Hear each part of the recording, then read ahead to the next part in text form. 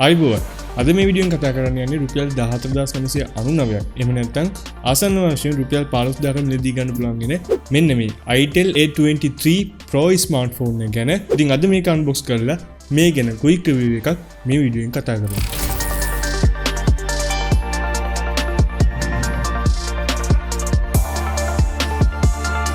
හොඳයි පළවෙනියෙන්ම රුපියල් 15000කට වගේ අපි ස්මාර්ට්ෆෝන් එකක් හොයනවා නම් අපි ඒ ස්මාර්ට්ෆෝන් එකෙන් බලාපොරොත්තු වෙන ෆීචර්ස් ගණනාවක්ම තියෙනවා.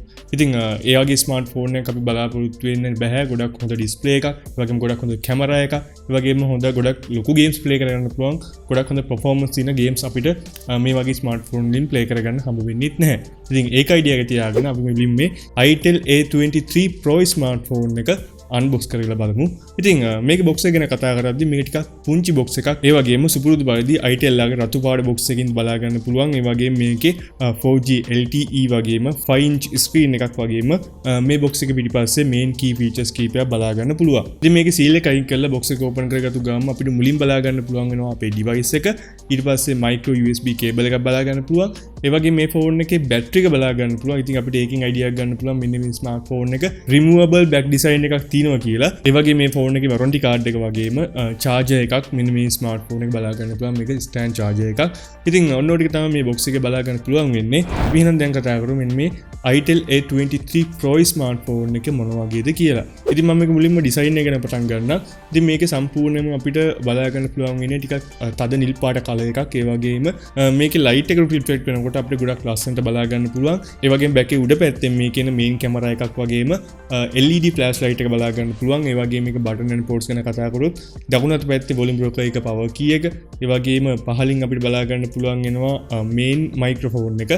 ඒ වගේම උඩ අත පැත්තෙන් අපිට බලා ගන්න පුළුවන් වෙන්නේ 3.5mm audio port එකයි micro USB port එකක් විතරයි. ඒ වගේම මේකේ side එකෙන් පිටින් අපිට කිසිම slim slot එකක් බලා ගන්න හම්බ වෙන්නේ නැහැ. මේක සම්පූර්ණයෙන්ම removable back design එකක් තියෙන නිසා මේකේ back එක සම්පූර්ණයෙන්ම අපිට remove කරන්න පුළුවන්. ඉතින් ඒක remove කළා තමයි මේකේ battery එකත් ඒ වගේම මේකට එන SIM දෙකත් microSD card එක දාන්න පාවිච්චි කරන්න පුළුවන් වෙන්නේ. ඉතින් මේක dedicated slot එකක් විදිහට හඳුන්වන්න පුළුවන්. කොහොමද මේ back එක සම්පූර්ණයෙන්ම glossy finish එකක් තියෙන නිසා මේකට fingerprint ඒ වගේම dust එක ඉක්මනින් යැලෙනවා. ඉතින් ඒ නිසා පුළුවන් නම් මේකට back cover එකක් ඔයාලට හොයාගන්න පුළුවන් නම් back cover එක දාලා පාවිච්චි කරන්න.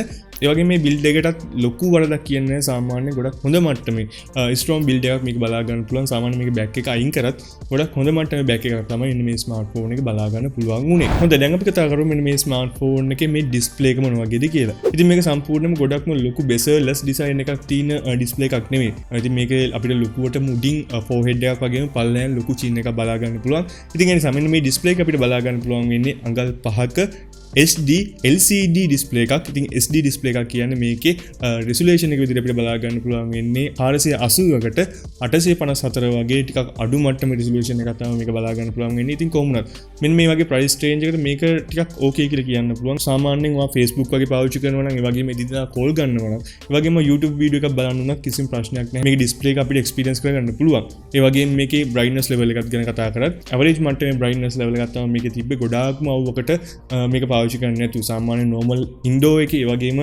පුංචි අවුවකට කිසිම ප්‍රශ්නයක් නැතුව මෙන්න මේ display එක එකපාර access කරගන්න පුළුවන්. ඉතින් කොහොමුණත් 15000කට වගේ තියෙන හින්දා මේක ටිකක් average මට්ටමේ තියෙන display එකක් විදිහට තමයි මට හඳුන්වන්න පුළුවන් වෙන්නේ. ඒ වගේම මම කලින් කිව්වා මෙන්න මේ ස්මාර්ට්ෆෝන් එකේ තියෙන removable back design එකක් නිසා මේ ස්මාර්ට්ෆෝන් එකේ තියෙන බැටරි එක අපිට වෙනම අයින් කරන්න එහෙම නැත්නම් eject කරලා ආයෙත් insert කරගන්න පුළුවන්. ඉතින් ඒ නිසා මෙන්න මේක අපිට බලා ගන්න පුළුවන් වෙන්නේ milliampere hour 2400ක වගේ බැටරි එකක්. ඉතින් මෙන්න මේ බැටරි එක සාමාන්‍යයෙන් මේක අපිට SD display එකක් තියෙන නිසා ගොඩක් වැඩි වෙලාවක් මෙන්න මේ ස්මාර්ට්ෆෝන් එක පාවිච්චි කරන්න පුළුවන්. ඒ වගේම මේකේ charging system එක නම් අපිට fast charge එකක්වත් හම්බ වෙන්නේ නැහැ. සාමාන්‍ය instant charge එකක් තමයි මේ ස්මාර්ට්ෆෝන් එක හම්බ වෙන්නේ. කොහොමද මේකේ battery capacity ගොඩක් අඩු හින්දා මේ ස්මාර්ට්ෆෝන් එක පැය දෙකක් ඇතුළත full charge කරගැනීමේ හැකියාවකුත් මෙන්න මේ ස්මාර්ට්ෆෝන් එක බලා ගන්න පුළුවන්. ඉතින් කොහොමද මේකේ බැටරි එක පොඩ්ඩක් හරි ප්‍රශ්නයක් වුණොත් ඔයාලට පුළුවන් මේක ආයෙමත් replace කරලා ඔයාලට වෙනම බැටරි එකක් අරගෙනත් පාවිච්චි කරන්න. ඒ වගේම මෙන්න මේ ස්මාර්ට්ෆෝන් එකේ OS එක ගැන කතා කරද්දී මේ ස්මාර්ට්ෆෝන් එක අපිට බලා ගන්න පුළුවන් වෙන්නේ Android 10 Go edition එක. අපි දන්නවා සාමාන්‍යයෙන් Go edition එකක් ස්මාර්ට්ෆෝන් එකට include කරන්නේ ඒ ස්මාර්ට්ෆෝන් එකේ තියෙන hardware එක ගොඩක් හොඳට perform කරන්න. ඉතින් ඒ නිසා මෙන්න මේ ස්මාර්ට්ෆෝන් එකේ මේ hardware එක මේ Go edition එක ගොඩක් හොඳට perform කරනවා බලා ගන්න පුළුවන් වුණා. ඒ වගේම මේක 1GB RAM එකක් එක්ක 8GB ඉන්ටර්නල් ස්ටෝරේජ් එකක් මෙන්න මේ ස්මාර්ට්ෆෝන් එක බලා ගන්න පුළුවන්. ඉතින් ඒ නිසා 1GB තියෙන නිසා සාමාන්‍යයෙන් වාට ඇප් දෙකක් තුනක් රන් කරගන්න පුළුවන්. ඒ වගේම වාට මේකේ ස්ටෝරේජ් එක මදි නම් microSD කාඩ් එකක් දාලා වාට මේකේ ස්ටෝරේජ් එක එක්ස්ටෙන්ඩ් කරගැනීමේ හැකියාවක් තියෙනවා. ඒ වගේම මේකේ චිප්සෙට් එක ගැන කතා කරද්දී අපිට බලා ගන්න පුළුවන් වෙන්නේ Unisoc SC9832E කියන චිප්සෙට් එක. ඉතින් මේක ගොඩක් ලොකු perform එකක් අපිට බලා ගන්න හම්බ වෙන්නේ නැහැ. සාමාන්‍ය පුංචි perform එකක් තමයි බලා ගන්න පුළුවන් වෙන්නේ. මොකද මේක quad core CPU එකක් විදිහට තමයි අපිට බලා ගන්න පුළුවන් වෙන්නේ. ඉතින් මම අර කලින් කිව්වා වගේ වාට app දෙක තුනක් run කරගන්න. ඒ වගේම YouTube එකේ වීඩියෝ එකක් බලන්න. ඒ වගේම මේ වෙනකොට තියෙන පුංචි games කීපයක් play කරගන්න මේ හැකියාවකුත් මෙන්න මේ ස්මාර්ට්ෆෝන් එකේ බලා ගන්න පුළුවන්. ඒ නිසා සාමාන්‍ය normal usage එක පාවිච්චි කරනවා නම් කිසිම ප්‍රශ්නයක් නැහැ මේක. call වලට ඒ වගේම පුංචි app කීපයක් play කරගන්න කිසිම ප්‍රශ්නයක් නැහැ මෙන්න මේ ස්මාර්ට්ෆෝන් එක. හොඳයි මෙන්න මේ ස්මාර්ට්ෆෝන් එකේ security පැත්ත ගැන කතා කරද්දී මෙන්න මේ ස්මාර්ට්ෆෝන් එක අපිට කිසිම physical fingerprint එකක් බලා ගන්න හම්බ වෙන්නේ නැහැ.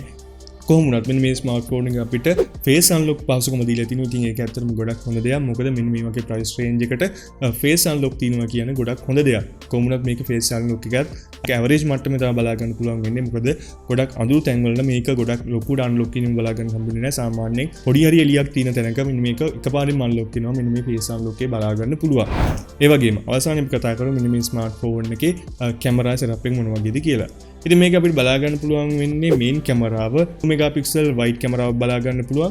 ඒ වගේම selfie කැමරාව 0.3 මෙගාපික්සල් selfie කැමරාව බලා ගන්න පුළුවන්. ඒ වගේම මේකේ බෑක් කැමරාවේ LED ෆ්ලෑෂ් ලයිට් එකක් වගේම selfie කැමරාවෙත් අපිට LED ෆ්ලෑෂ් ලයිට් එකක් බලා ගන්න පුළුවන්. ඉතින් මේ කැමරාව ගැන කතා කරද්දී අපි ලොකු දෙයක් මෙන්න මේ ස්මාර්ට්ෆෝන් එකේ කැමරාව ගැන කතා කරන දෙයක් නෑ. සාමාන්‍යයෙන් ලෝ එකේ තමයි මෙන්න මේක කැමරා එක බලා ගන්න පුළුවන්. ඉතින් ඒ නිසා රුපියල් 15000කට කැමරා ෆෝන් එකක් ගන්නවට බලාපොරොත්තුවක් තියෙනවා නම් ඒක ඉතින් ඇත්තට ගන්න. මොකද මේ ප්‍රයිස් එකට අපිට ගොඩක් හොඳ මට්ටමේ කැමරා තියෙන ස්මාර්ට්ෆෝන් එකක් නම් හොයාගන්න හම්බ වෙන්නේ නැති හින්දා. හොඳයි මෙන්න මේ ටික තමයි මෙන්න මේ Itel A23 Pro ස්මාර්ට්ෆෝන් එක ගැන අපිට ප්‍රධාන වශයෙන්ම කතා කරන්න තියෙන දේවල් ටික.